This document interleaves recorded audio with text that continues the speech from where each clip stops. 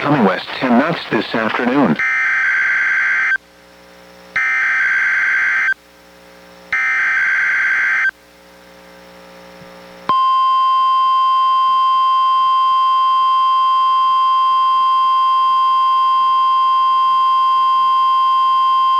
This is the National Weather Service office in Portland, Oregon. The preceding was a test of NWR radio's warning alarm. Tests of these receivers are normally conducted every Wednesday between 11 a.m. and noon. If there is a threat of severe weather on the day of the test, it will be postponed until the following week. This concludes this test. We now return to our regular programming.